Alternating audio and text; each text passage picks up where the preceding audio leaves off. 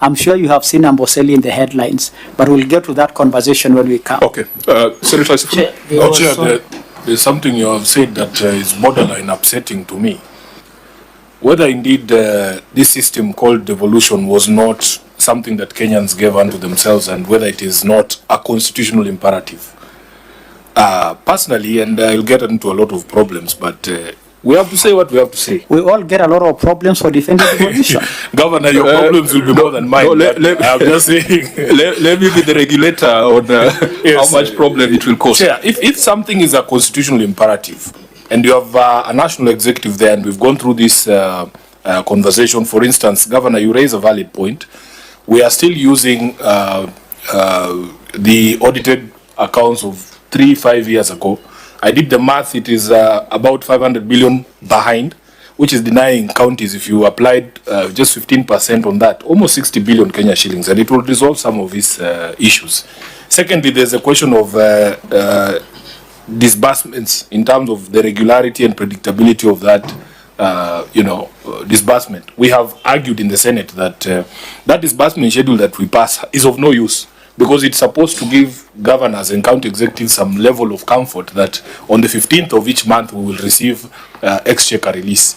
But when John Badi, for instance, comes to the Senate, he says that, oh, that thing is just there as a guide, and that Treasury has to look at exchequer and so on and so forth.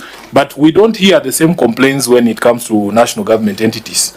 Somehow their budgets never delay. I've never had the State House Comptroller, your friend, crying that State House has not received. In fact, the reports we see is that they have actually expended their monies way in advance, 9 months into the financial year. So we have tried to push that argument, Governor, that somehow that national treasury thinks it's a national government treasury, that the priorities of national government institutions actually are higher placed than the county governments. Some of us believe that it doesn't matter which geniuses you have in the county governments. If the national government is out to frustrate devolution, they will do it. And you will find these people sometimes struggling. Just even here in Nairobi, Senator, if you don't know when you're going to be paid, how do you know when you will pay your rent, how your kids will go to school? It is very difficult to plan, which is why we believe, some of us, the solution to devolution, the biggest threat to devolution is at State House, and that's where we're going, so that we can be able to resolve that problem. Yeah, I think now you're getting into problems. Let Cherargei regulate it. Chair, you know, in our standing orders, there is what we call relevance. I don't think this committee is a platform for campaigns, but let me leave it there. I know Sifuna has other better forums than using this committee to advance his own agenda, but we will listen to him and we'll answer him in other fora, not here. Chair, my only concern was this 340 million that was in this annex number 2. And Governor, when we'll come to receiver of revenue, I will also have something to say, especially on the issue of Magadi and Amboseli, but I hope when we are on receiver on revenue, Chair, you'll have. But my only concern, if you look at the pending balance as of 30th June 2025, the office of the county attorney was 0. Until some time, they got a pending balance of 340 million for 9,155. And we know the issue of contingent liabilities and legal pending bills. You remember Nairobi, one of our colleagues had a pending bill of 1.1, was it 1.1 billion legal fee. So I really want to understand, Governor, what is it? Because it's the highest pending balance as 30th June 2025 in the year under review. And then there is your office of the governor was nil until it appeared with 35,044,479. Give us the justification. And what we call County Public Service Board at 000 until it appeared with 30,382,667. That will be re-emphasizing what the justification of this growth. Secondly, I don't know whether I heard your CCM that on the settling of pending bills below 1 million, it should be given priority. In as much as they might be the aging analysis that has come from different year. Finally, I've heard your reason is on delay exchequer releases and shortfall in revenue. I don't know, you know, it's hard to tie up since we have not gone to receiver of revenue. But I thought the budget is based on the planning and program based in the budgeting.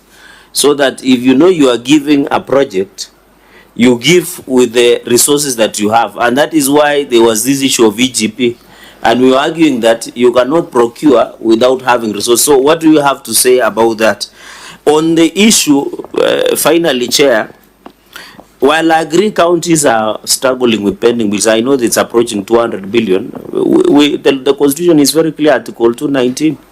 When money is passed, it should be released without undue delay. And you remember the former CS Ukuri Yatani, we had to censure him in the last session for delay your former colleague Ukuri Yatani. So it is a constitutional issue. But on the issue of latest audited accounts, I think as a parliament we should blame ourselves, because it is the National Assembly who does that job. It is not you as the governors or as the Senate. So we should blame ourselves, especially our colleagues in the law house, of the latest audited accounts. Because you have to appreciate one thing, by the way, let me add this. Us in the Senate, Chair, and you are aware, we were pushing for more than 450 billion. It is after the member of ODMSG Sifuna went and decided that the counties must be given 428 billion, and they were adding 1 billion each, 1 billion after every time. So I think we have a broader. No, I'm saying You are making a very good point, but I think you are losing it. no, I'm saying as a with that Senate, reference to ODM. No, I'm saying the member of Sifuna, because he's still the SG unless he resigned. So the point I'm trying to make is that because I heard him saying former party when he was congratulating the MCS or former. So, Chair, what I'm trying to say, let us leave that one, ignore that, Chair, is as a Senate, we have really tried to ensure that there is enough resources for counties. But the question is, even if we allocate, is it viability of getting your own money in good time to ensure you expend before the end of financial year? I think that's the conversation you should advise your colleagues, especially when you are COG retreat, so that we can have a united force to make a better devolution. So we'll do my three questions.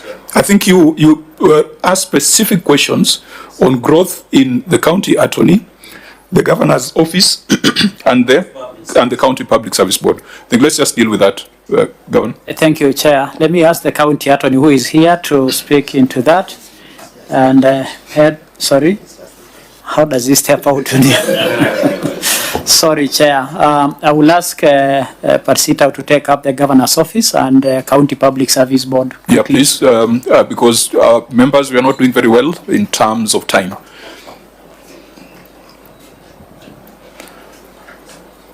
Yeah, please just state your name again and your designation, then.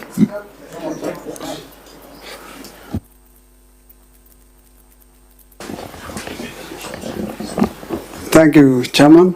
Richard Parsita, Director Internal Audit. The question was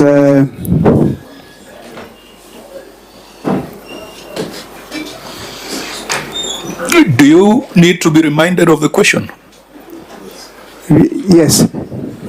But why are you standing if you don't know the question? I've had the issue of zero balances and then open and then again growing balances.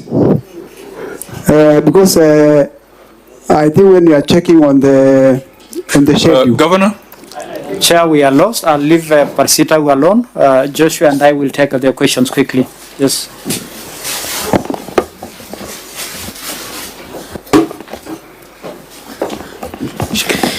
Well, Chair, about the issue of pending bills that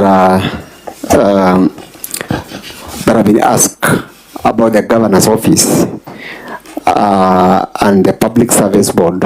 I mean the public service board. Normally, these are not development current bills. It is current bills occasioned by the operation and maintenance that the county runs. And for example, the office of the governor does some of the functions, and because of the shortfall in our revenues, and we're not able to pay up the operation and maintenance as has been procured, that occasioned the escalation of pending bills under the current expenditure. So whatever you see there in that schedule is as a result of the operation and maintenance expenditures that have been procured, and the county is not able to pay it in full, given the reasons of shortfall in revenues and exchequer releases coming late at the tail end of the financial year. So about the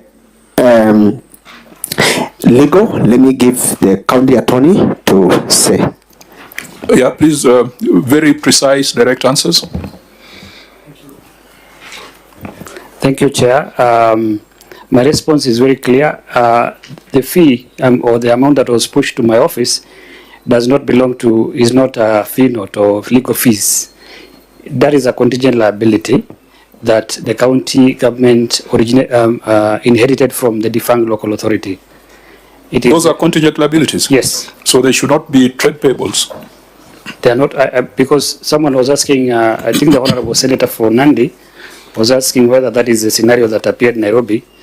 We have not had a budget of legal fees that exceed 100 million. So that is a contingent liability belonging to the famous Kilimanjaro case, the hotel that is in Amboseli that became a swamp. And the first county government did accept it as a liability. And that liability should not have borne by the county government. It should have been part of the liabilities that were... County attorney, yes. County attorney, There is nil in contingent. there is a schedule that you have attached. And on that schedule, Disclosed. there is a long list of fee notes where it is not paginated, but members, if you go through the last schedule before you go to Annex 5, you'll see a long list of fee notes, provision of legal services. There is one legal services to Beacon Cherargei and Company Advocates, Kajiado High Court Petition number 2 of 2019.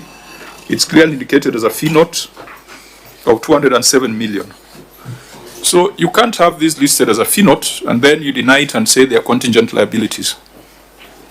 Are these actual liabilities that have matured, or these are still matters pending determination? Chair, and in addition, so that you can answer, but looking at their financial statements, they have not disclosed the contingent liabilities. Yeah, so let's agree that what we are looking at are these contingent liabilities, or these are mature obligations, because those two are different.